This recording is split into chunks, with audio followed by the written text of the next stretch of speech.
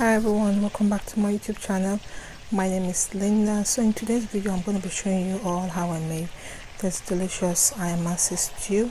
So if you've not subscribed yet, please go ahead and click on the red subscribe button down below, and let's get into this video. So the first thing we're going to do is to introduce our ingredients. We'll be using some goat meat, some cow skin, some cow strap, which is shaki, some green bell pepper, some green peppers also known as shobo, then some green habanero, onion, palm oil, some canola oil,